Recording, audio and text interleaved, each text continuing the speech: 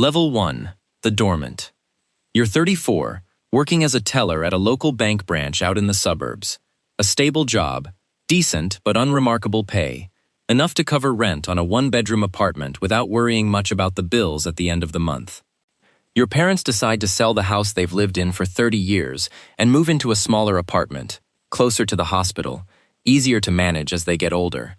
You come home one weekend to help clean out the basement, the place where 3 decades of family belongings have piled up. Your sister is there too, sorting through old textbooks and faded Christmas decorations. Your brother doesn't show up. He texts something about work, though everyone knows that's only part of the reason. He and your parents have kept their distance for years now, ever since a business loan that was never paid back. You and your sister work in silence, laughing every so often when something turns up that brings back a childhood memory. In a damp corner of the basement, behind a stack of cardboard boxes, you find it. An old desktop computer, coated in dust, cables tangled behind it.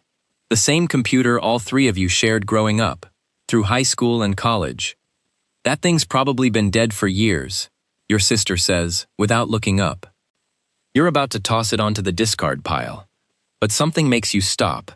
A vague memory, still shapeless, about installing something on this computer years ago.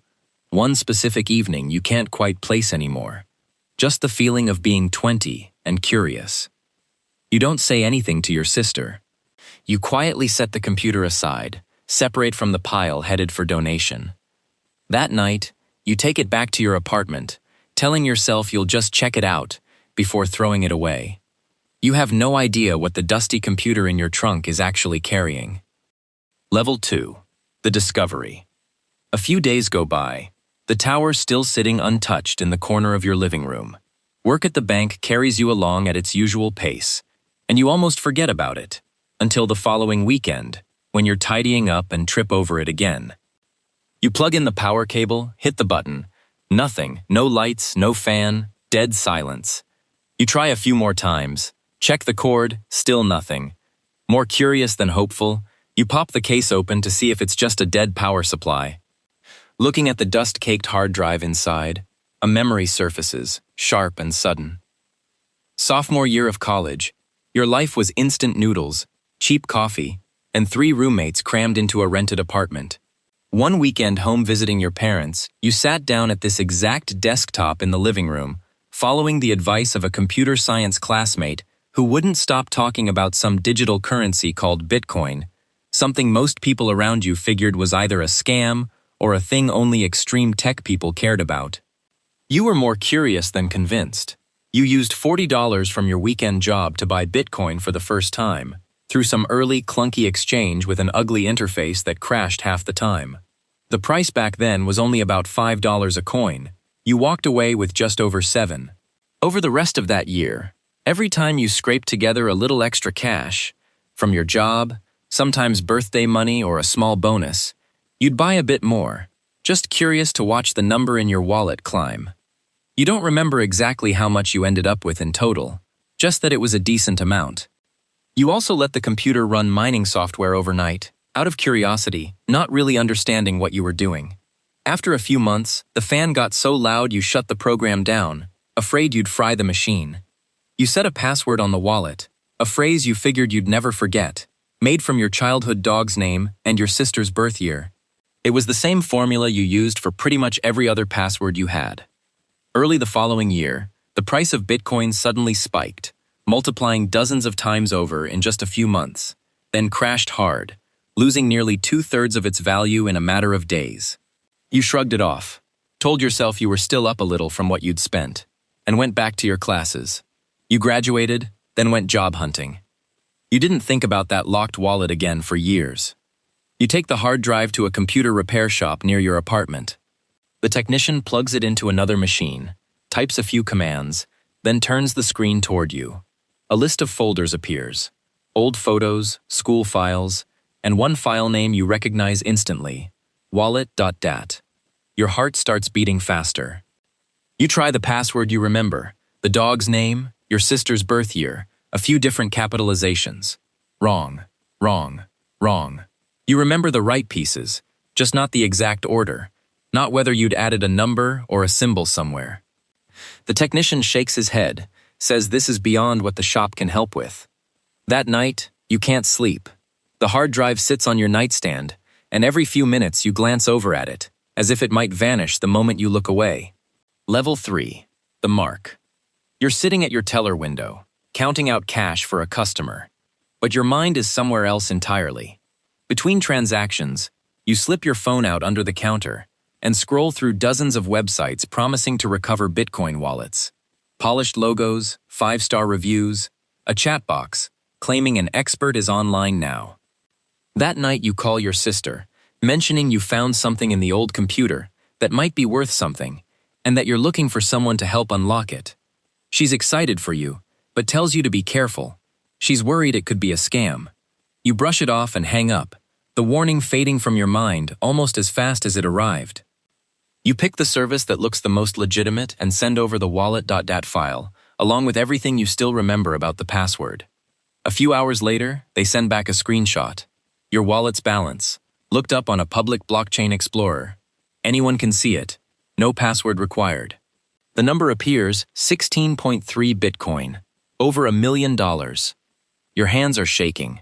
For the first time, the number isn't some hazy memory anymore, it's real. They say the odds of recovery are high, and all they need is an initial processing fee, $500, to get started. You send the money right away, without thinking twice. 3 days later, they message that they've successfully cracked it. But to release the funds, you need to cover a crypto asset processing tax up front, $18,000, nearly all of your savings. You open your banking app, ready to send it. That's when your sister calls back. She'd spent the whole evening looking into it herself, uneasy, and asks if you've sent them any money yet. Your silence answers for you. She tells you to search the company's name, along with the word scam. You do. Page after page of other victims come up. Same story, same upfront release fee, before they vanish. You message demanding your $500 back. No response. By morning, both the account and the entire chat history are gone. Behind you are dozens of times you've asked customers at your own window nearly the same questions. Are you sure you want to send this transfer? Do you personally know the recipient? Is anyone pressuring you to send this quickly? And yet when it happened to you, you didn't catch a single warning sign. For days afterward, the same question keeps circling in your head. If even someone trained to spot fraud could fall for it, how much can you really trust your own judgment anymore? You don't tell anyone at work. You're afraid of the look they'd give you, afraid of becoming a joke behind your back. Some nights you lie there replaying every message you exchanged, wondering how you could have been so naive, not over the $500, but because for the first time in your life, you're no longer sure you can trust your own instincts.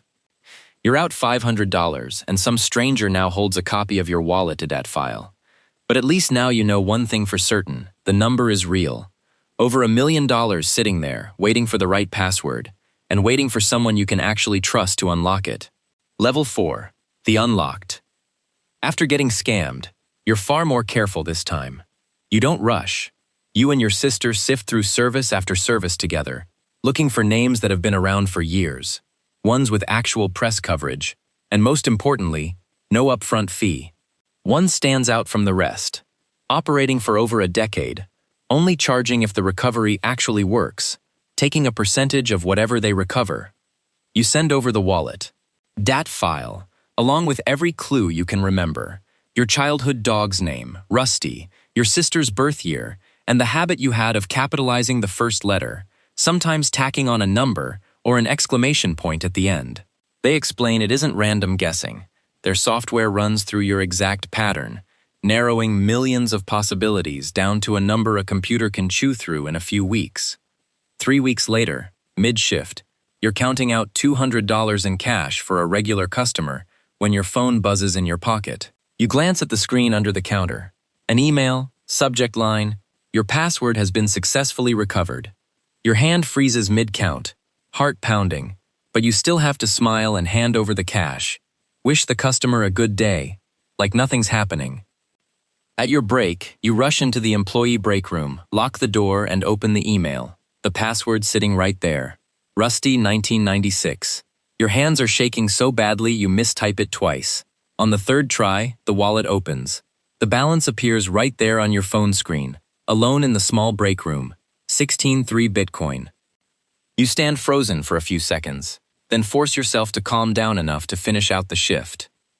After work, you drive straight to your sister's place, still in your bank uniform shirt, and tell her everything, handing her the phone so she can see it with her own eyes. She screams and throws her arms around you. The two of you sit staring at the screen for a long while, not sure what to do next. Finally, it's your sister who types into the search bar, "How to withdraw Bitcoin to a bank account." You both burst out laughing, worth over $1 million, and still Googling it like a couple of kids. The recovery service takes 12% of the value as their fee, a hefty amount, but you don't mind at all, since this is the first time in this whole ordeal someone actually kept their word. The wallet is really yours now, but staring at the number on the screen, you realize keeping this money safe, legal, and out of trouble, that's the real hard part still ahead. Level 5. The Frozen. For the 2 weeks after unlocking the wallet, you let yourself daydream a little. Quitting your dull job at the teller window, buying a house instead of renting, sending your parents some money, taking your sister on that trip she's always talking about. Nothing concrete yet, just passing thoughts each night before falling asleep. You open an account with a major, well-known exchange, complete the full identity verification process. A few days later, the account gets approved. You transfer over the remaining 14 plus Bitcoin in, the first step toward turning those thoughts into something real. The moment you hit withdraw, a notice pops up. Your account has been placed under temporary hold, pending review. Support explains, a large sum suddenly appearing from a wallet, with no prior trading history on any platform, is flagged as high risk. You have 14 days to prove the source of the funds, otherwise the account could be permanently closed, and in the worst case, the exchange is obligated to report it to the authorities as a suspicious transaction. Your stomach drops. You call your old bank asking for statements from back when you bought the Bitcoin. They tell you records are only kept for 7 years. Anything older has long been purged. You try pulling up that old bare-bones exchange you bought through. A 404 error. The site's been gone for years, no trace left behind. For days, you're a ghost at work. Miscounting cash twice, forgetting to greet a regular customer. A coworker at the next window notices, quietly asks if something's going on. You just force a smile and lie. Say you haven't been sleeping because of some family stuff. 9 days pass, and you still have nothing but your own word. You call support again, the voice on the other end polite but cold, repeating exactly what they told you before. No evidence, no processing, the deadline stands. For one terrible moment, you're convinced you're going to lose it all. Not because you did anything wrong, but because you can't prove you didn't.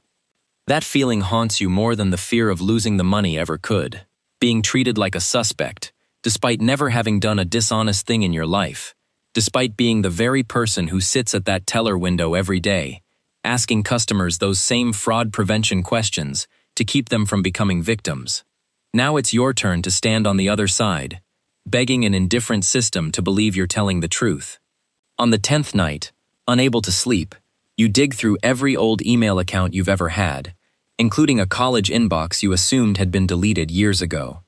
It's still there, nobody ever closed it. And sitting inside, untouched for over a decade, is exactly one confirmation email from that old exchange. The date, the amount, matching what you'd told them. You send it over immediately, along with the wallet address and its full public transaction history on the blockchain.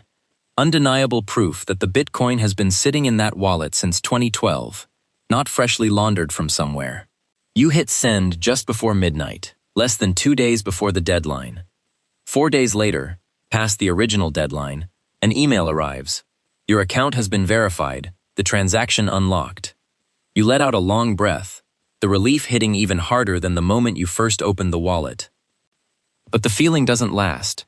You realize all it takes is one automated algorithm to leave your entire fortune hanging on the edge of being wiped out, just because of an inbox that almost got deleted. The money is yours, but the power to decide that isn't always in your hands. Level 6. The Kin. After the account freeze gets resolved, you finally follow through on what you dreamed about 2 weeks earlier. You give your parents some money. This time you tell them part of the truth, that it's from a Bitcoin investment you made years ago, without mentioning the exact amount. They're overjoyed, ask a few more questions, but you steer the conversation elsewhere. A few weeks later, during one of the calls your mother still makes to your brother, something she's kept up despite the years of tension between them, she mentions it, a little proudly, that you'd come into some real money from Bitcoin you bought back in school. That night, your brother calls you. The first time in years. It starts off normal, catching up, but a few minutes in, he asks you outright, was that Bitcoin bought on the old family desktop, the one all three of you shared growing up, since you never had your own computer back then? You freeze for a second, long enough for the silence to say everything. He shifts gears immediately, says if the money came from that shared computer, it should have been split 3 ways. He brings up the money he'd borrowed from your parents' savings once, to open a restaurant with some friends. It closed within a year. Undeterred, he borrowed more to invest in another venture, which also failed. That debt, both what he owes your parents and what he owes on top of it, is still hanging over him. You lay it out plainly. You're the one who bought the Bitcoin, set the password yourself. No one else knew or was involved. Sharing a computer growing up has nothing to do with the money. While he's talking, an old memory surfaces uninvited. Him teaching you to ride a bike for the first time, running alongside holding the back of your seat, promising he wouldn't let go, then quietly letting go anyway while you were too busy pedaling to notice. You're no longer sure the brother in that memory and the one raising his voice at you right now are even the same person. He doesn't accept it. His voice gets sharper, bringing up how hard things were for the family growing up, saying family is supposed to look out for each other, even though he's the one who vanished for years after losing your parents' savings. The call ends with a half-formed threat. If you don't do the right thing, he'll take it straight to your parents, or talk to a lawyer. You hang up, hands still shaking with anger. You call your sister, tell her everything. She sighs, says this is exactly the kind of thing your brother does, only shows up when there's something to take. You don't answer any more of his calls in the days that follow, but every time your phone rings, you still freeze for a second before checking who it is. Level 7. The Breached. A few weeks after the call with your brother, life settles back into its normal rhythm. What you don't know is that after that call, he'd vented about the money to a group of drinking buddies, complaining, frustrated, letting slip everything he knew. The information spread past the family, reaching people you've never met. One evening, around 10 o'clock, your phone suddenly loses signal. The screen just reads, "No service." You restart it a few times, figure it's a network glitch, get mildly annoyed, and go to bed, planning to call your carrier in the morning. While you sleep, someone impersonating you calls your carrier and convinces a support rep to transfer your phone number onto a different SIM card, a technique called a SIM swap. With your number in hand, they start resetting your email password, then your exchange account password, receiving the verification codes meant for you. The next morning, you open your laptop at work and find your inbox flooded with notifications from the middle of the night. Your password has been changed. A withdrawal request is pending. Your stomach drops through the floor. You call your carrier immediately, practically shouting that your number has just been stolen. While you wait on hold, you log into your exchange account from an old device with a session that hadn't expired yet. Staring back at you is a request to withdraw nearly all of your remaining Bitcoin, sent to an unfamiliar wallet address, but held automatically by the exchange's own system, flagged as a first-time, high-risk destination. You cancel the transaction with seconds to spare, change every password, revoke every old session. Your carrier confirms your number has been restored a few hours later. You sit there catching your breath, hands still shaking. It isn't just the fear of losing the money. It's the feeling of being violated.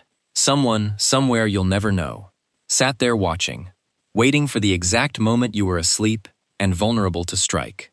The following night, even after changing every password, you can't sleep, straining to catch every unfamiliar sound in your apartment, as if whoever did this could be standing right outside your door. The same maddening security process that once nearly drove you insane is the very thing that just saved you. You realize you can't keep living carelessly with this kind of money anymore, not after these past few weeks. Level 8. The Architect. After the SIM swap, you rebuild everything from scratch. This time properly. You find a financial advisor who charges a flat fee, takes no commission on anything they recommend, and is legally obligated to put your interests first. An actual fiduciary, not someone just trying to sell you insurance or a fund that pays them a cut. Together, you make a plan. Move a large portion of the Bitcoin into more traditional investments, index funds, bonds, and keep the rest in cold storage, a small hardware wallet the size of a matchbox, never connected to the internet except when you need to make a transaction. You switch every two-factor authentication from SMS to an authenticator app, something nobody can swap out from under you. You buy the house you'd once dreamed about. Modest, nothing flashy. And, still frustrated by your brother's demand to split things 3 ways, you decide to send him some money anyway. Not an equal third like he wanted, just a reasonable amount. The kind of gesture people make when they come into good fortune and want to share the luck. You mean it as a goodwill gesture, a way to close the chapter. He doesn't take it the way you'd hoped. To him, it reads as an insult, proof that you think you can pay him off to stay quiet instead of admitting he's owed a real third. A few weeks later, mid-shift, your brother shows up at your teller window, unannounced. His voice gets louder with every sentence, calling you selfish, telling you that you've forgotten where you came from, right in front of customers waiting in line. The branch manager has to step in and ask him to leave. Before he's escorted out, he throws one last line that leaves you frozen. No matter how much money you have, you'll always be the selfish one in his eyes. Bank security logs the incident, and the branch manager warns him plainly.